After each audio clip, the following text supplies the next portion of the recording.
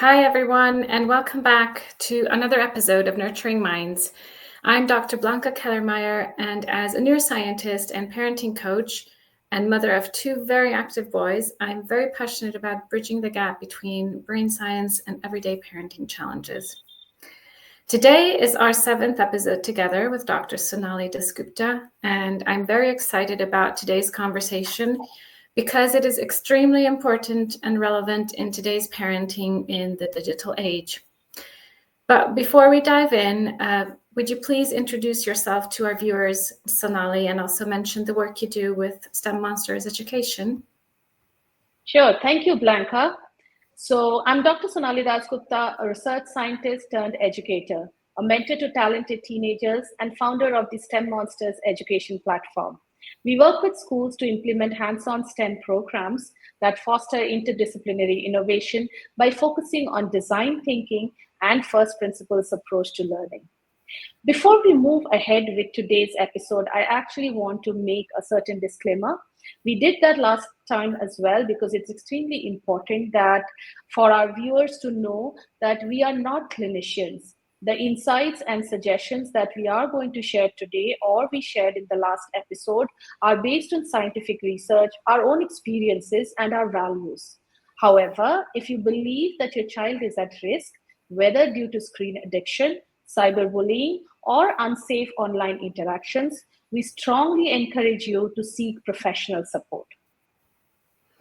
So today's episode, in the last episode, we covered the impacts and of screen addiction and how to manage screen time in younger children about the age of 5 to 6 years of age.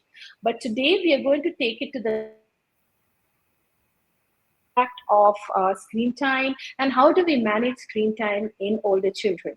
So Blanka, before we set to discuss how to manage screen time, why don't we start off with what is the guideline regarding a good screen time that teenagers or tweens, as we call them, should have on a regular basis? Yeah, so thank you so much, Sonali, for setting the stage for today's discussion. And yes, I just wanted to highlight that in the previous episode, we talked about younger children. So if you have a child who does not yet have their own devices, I'd strongly urge you to go and check that out. And today we're focusing on older children, so teenagers, tweens and teenagers, who most probably already have some sort of device of their own. And just a recap of some of the recommendations, we also covered this more in detail in the previous episode, so now we're just focusing on the teenagers. And so teenagers 13 and above, according to the American Academy of Pediatrics and the World Health Organization, the recommendations for non-educational screen use is maximum 2 hours per day. And they strongly urge parents and educators to have open conversations about balancing recreational screen time with other responsibilities. That's not too bad. Actually, 2 hours per day is not a very bad screen time if you think about it. But that's the guideline, isn't it? So do you have any data on the reality that is out there? Oh, yeah. Reality so of screen time. the reality is very different to the recommendation. So research data from Common Sense Media between the years of 2019 and 2021 show a 17% increase in digital media use in kids. So this is between the ages of 8 and 12. This is about 5.5 hours screen use per day. And in the older children between 13 and 18 years old, the average screen use is 8.5 hours per day. And this is actually mainly online, watching online videos, using social media, or doing online gaming. So yes, it's very different to the recommendation. So I guess that's why we're here today to talk about how we as parents and educators can help our kids develop healthy screen habits. So there was an upsurge after COVID, it seems. So the 17% increase in 2 years is a pretty staggering number. It is, yes, it is. And believe there are more up-to-date data. Obviously, this was about 4 years ago. Sure. And most of the data supports this, that still, even though there was a huge increase in screen use because of COVID, which is understandable, it didn't go back. We haven't gone back to the old ways of connecting with people. We are just now, and with AI coming in, I think it's just going to get trickier and trickier. I don't want to use the word troublesome or problematic, but it is going to get trickier in how we balance screen time and our regular day-to-day human connections. Yes, I'd like to view it as a challenge, and then obviously we need to be vigilant as parents and educators on safety measures and the effects they might have on both kids and us, because we are also affected as adults. So, but today I think we should focus on our teenagers and how we can support them. So, Sonali, I'd like to ask you a question about. So when teenagers are already at a time when they're struggling with their own identity, right? So with the added pressure of the online world, it can feel extremely overwhelming for them. So how do you think we as parents and educators can help them?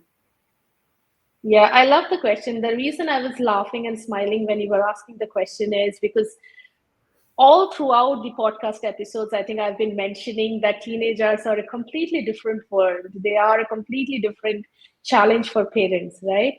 And when it comes to any kind of conflict, be it managing screen time, be it anything else, I think it's a completely different ball game that parents have to play, and they have to actually be very, very careful in how they deal with it, because you're absolutely right. The neural networks are rewiring themselves at this time. The teenagers are trying to figure out, are they an adult? Are they a child? How should they behave? So I think the first thing which is most important about teenagers is they want to be heard. They feel they are adults, yet they are being treated like children. And that becomes an issue. So talking down to teenagers and saying that that my internet keeps doing that. So talking down to teenagers and telling them that this is what the recommendation is and this is what you should do is not really going to work. So the most important thing about whenever you are trying to manage something with a teenage child or even tweens for the preteens age is to let them be heard, to make them feel that we understand why they feel the need to be online, and also the fact that we empathize with their situation. So that's number one. So when you set the tone as a partner trying to solve the problem, it becomes that much easier. So that's number one. And when we start to have a discussion about managing the screen time, the second part is, instead of being judgmental, that way you're spending way too much time on the screen, this is not how teenagers should be behaving. Instead of being judgmental, I think it should be about having the curious mindset where, okay, you need to spend time on the internet, can you tell me what all you need to do online, and let's figure out a way if it can be more efficient. So the two things which are important is, don't be judgmental when you start the conversation, set the tone right, and do not talk down to them. I think these are the two most important things that children need to do, because right now, we are all parents to teenagers, and in our times, we did not have screens as much as the teenagers have today. So it's a different kind of challenge even for us, isn't it? Like, you and I did not grow up with mobile phones. No, social exactly. Media. Exactly. So I think that's part of the challenge for parents, because it's different, and we can't totally relate to how it is being a teenager in today's fast-paced digital, everything's online kind of world, and how the social interactions are happening, the friendship chat, the chats between friends and all that. So I think we definitely need to acknowledge that, and also I think it's challenging to keep up to date with the fast developing technology. So also, like, kids pick up, they pick up things very easily and very quickly, and we might not be on the same page as they are. So that's why I totally agree with you that it's so important to keep the conversation going. Actually, on the point of conversation, there's something very interesting that I just remembered. So they have a different lingo as well. Teenagers or today's generation, they have a completely different language. So I keep going to schools and talking to these children, and most of them are high schoolers. And I would use one or two slangs here and there, and the entire classroom goes silent. How on earth do you know that language? I'm like, come on, I have to deal with you. I need to know your language, whether I use it or not. So I think it's so important to have a conversation that they understand. I'm not saying use the slangs. No parent, I'm not telling no parents, please, I'm not telling you to use their slangs. Yeah, I was just going to ask you to share some of them. Oh, yeah, let's do that later. Okay. Okay. But so on the point of conversations, Blanka, actually slightly on a slightly serious note. So to have these conversations where they feel heard and they feel understood, what are some of the ways in which we can incorporate it in a regular conversation when talking about limits on screen time? Yeah, absolutely. So I think, and this is my general view on parent-child relationships, that we should be partners. Obviously, there is a hierarchy, and with the adult having more responsibility and taking care that their kids are safe, it's still, if our kids feel that they have a say in what's going on, then they'll more likely cooperate and more likely draw us into their world. So I think it's what I'm trying to say is come from a mentoring perspective rather than trying to monitor what your kids' online use is, and track their texting and keep on track of what they're doing online. Mm-hmm. Have open conversations. Be a mentor. Guide them by sharing your own experiences and values, rather than only relying on strict controls. We're not going to go into like parental controls in this conversation. And I'm not saying, and those are absolutely necessary, but on top of those, I think it's very important to keep building the trust and to help our kids develop good decision-making skills. And that comes from conversation and open communication. And another reason why I think that's important is because we also want to respect their privacy, right? I mean, if you think back to your own teenage years, I honestly, I didn't want to share things with my parents. So then you also want to respect that they're growing identity and personality with, that pushback between the teenager and the adult. So yeah, what would you add anything to that? Yeah, I mean, I absolutely love the idea of trust and respect their privacy, because I always believe that teenagers are like elastic bands. The more you kind of no, that's a wrong expression. I think I would call it spring. The more you push on it, the greater is the pushback that you will receive, right? But if you want to work with it, then it becomes that much easier. And I think, for example, you mentioned that we are not going to talk about parental controls, you're right, and we can probably have another conversation. But when it is even with the parental controls, it is not about tracking your child. It is about them knowing that there are limits which are for their betterment, and them respecting those as well. So, for example, having a screen time limit does not mean that they will not feel comfortable coming to you and telling you that, you know what, I have this weekend project to give. Can I get extended screen time? So it is mutually solving for the situation, rather than them going behind your back to hack the parental control that you've done, because kids are smart nowadays, right? So you would not want them to go and hack their way out of it. You would rather that they come to you and say, I want extended screen time because of so and so reasons, and then work on that together. Yeah, and I really like that you touched on that they should come to you if they want to change anything about their screen use habits, because I going back to the trust and the relationship piece, we want our kids to come to us if they ever come across anything on the internet that makes them feel uncomfortable. And whether it's, they come across something by scrolling on social media, or whether they come across something inappropriate on YouTube, which they might not understand, or it might make them feel uncomfortable. We want them to come to us with that so we can have a conversation about what it is that they saw, how we can, process all that information. Because if we don't help them, then that can lead to further problems down the line. You're so right. I mean, it's all ultimately boils down to that connection, isn't it? Because whether it's online or whether it's offline in the real world, when your child feels in danger, when they feel they are in danger or uncomfortable, you always tell them, "Come to me. I'll support you. I will protect you." It's online is no different.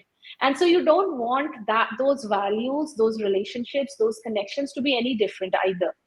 Yeah. So managing screen time is not about setting limits. I think that's one of the core things we want to say is managing screen time is not about setting limits on screen time. It's about how to use the screen time in a way that is productive for them and us. So, I mean, one of the things, how would you support? I want to ask you, like, how would you support the kids? So there's one thing where you're trying to tell them, okay, this is enough. We don't want you to use more than 2 hours of screen time, let's say. But how do you also support the kids? I mean, do you just leave them be and you say, okay, go ahead, use 2 hours of screen time. It's yours to do and waste away the time. So how do you see supporting them while they are trying to find the wonders of this world? Yeah, I was smiling during your question, Sonali, because I think that is one of the biggest issues that, teenagers, they can be very mature, and you can have very deep conversations with them on certain topics, so that you have this sense that, oh, this is a fully mature grown-up talking to. And then the next minute they turn into an adult-sized toddler, right? Oh my God. So the thing that I want to make parents aware, or to remind you, is that we cannot leave it up to them to be able to stop, or to be able to decide to do their schoolwork rather than getting distracted, going online, chatting to their friends online, or going to check something on the internet, because then you just go down this rabbit hole. So again, their brains are not mature enough to do that. So we cannot expect them. So if you say that they have a 2-hour screen limit, you can always obviously put some necessary limits in place using parental controls and all these different apps that you can use or make use of. And then still, as the parent, you can come in and empathize with them. And I know it's really hard. And I do know, because it's hard for us too. Because I've found myself scrolling, or constantly reloading the news page, because it's more exciting than work, and all the apps and everything are designed to draw you in. So I can totally empathize with how hard it is. So I can, just being honest about it, that we're in this together. They're not alone as teenagers. It's the whole way of humanity, and making conscious choices of, I am going to do this work first, and then I'm going to allow myself, 30 minutes of internet time. Yeah, I love the fact that you said, sorry to cut you, and I don't know, but no. I just want to emphasize it's so important, because being mom to a teenager, I can tell you for a fact that they can be an adult in one moment, talking to you about your problems and trying to help you resolve your stress. And within a second, they can be like, how did you not let me chat with my friend? And go on a tantrum, banging the doors and slamming the doors in the house. And I think that's what makes it so difficult as parents, because you don't know, when you are having this discussion, do you want to talk to them as an adult, or you want to talk to them as a child? One sounds patronizing, and the other would set them up where you believe they've listened to you, but it's basically just reflected back, right? So I think that is why it is never about the controls and the tools. It is more about respecting the decisions that have been made together. And this is what we've been discussing in the last couple of episodes, isn't it? Collaborative problem solving. Yes. So what I would like to actually move on to, Blanka, is, because we have kind of we've discussed about why it happens. We know why screen addiction is for real. We realize the situations we are in, how to approach it. But now, as always, I would like to start off our last segment of the conversation is sharing some practical tips that our audiences can take back with them, and implement them on a day-to-day basis, and hopefully see some better results, and every conversation doesn't end up being war in the house. Yeah, no, I totally get that. And I think we need to start with looking in and checking in with ourselves as parents and our own screen use. And we talked last time about how we can model good screen habits. So that everything that we talked about in the last session still applies in regards to your question today, with specifically to teenagers. So and I think especially with teenagers, because they're like, oh, but mom is texting while driving, or you stopped at a red light and got your phone out, and no, that's a big no. And if they call you out, then it's like they do that, rightly so. So I think first of all, check in with yourselves, check in with your own values around screen time. And I know there can be a lot of like fear of judgment from other parents, that you might worry that they don't share your values and they have different ideas on how to use screens. So I think it is tough. So I just wanted to acknowledge that you're not alone, parents. We're all in this together. So just stick out with your habits. With your own values. I mean, stick to your values. So in terms of practical tips, again, with the fundamental approach of being open and honest and having a good, trusting relationship with your teenager, I think we can start to set out boundaries together, which are in line with your values, and keeping in mind that we want safety first, right? So we want collaboration. Always. Yeah, we want collaboration. So to establish the rules for screen time, social media use, and also for them to be able to foster their sense of identity, responsibility, and ownership over the actions that they do. So I think this definitely starts with sitting down and having conversations and figuring out a plan together. What would you say? Yeah, I love the fact that you brought in the conversation about identity, because identity crisis in today's times of social media is one of the biggest factors stressing out teenagers worldwide, or young adults worldwide. And it's not just teenagers and young adults, it's even us. You scroll through and are like, oh, everybody's posting the good things. It's a known fact. There's enough research and we don't need to talk about it. So I think that is where the connection of a young adult with their parent is so important, where they don't lean in on social media or screen to develop their sense of identity, to develop their sense of confidence. It has to come from within, from the people who care about them, from real connections and not digital connections. We are not saying that they should not be online. We are not saying they should not have connections online, but their sense of identity cannot come from there. So ask yourself as a parent whether you are giving them the build their sense of identity. So sometimes, they are online because of peer pressure. My friend's online. I want to be online. I want to make a reel. Again, it's that validation which is coming from outside.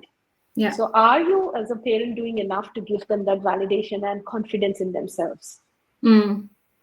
Yeah, which all goes back to the relationship again. So I think we all keep coming back to that.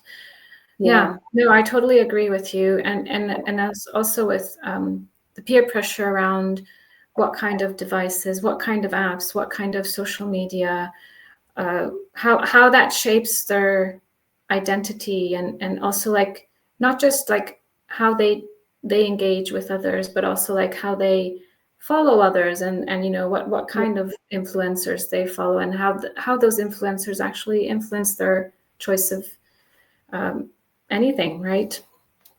Yeah.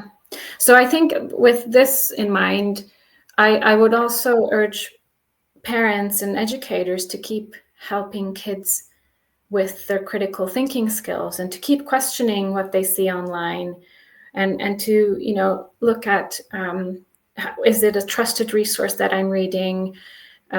Is there any misinformation in this? So how building those digital literacy skills in identifying what's real and what's not, which is with the development of AI, is going to be even trickier, and we just need to be aware that, you know, something's sometimes it just so happens as a teenager, when you have a teenager in the house and you are just as a parent, you are just so focused on keeping peace in the house that you don't want to confront them about anything, and by the time you go and confront them, it's a little too late.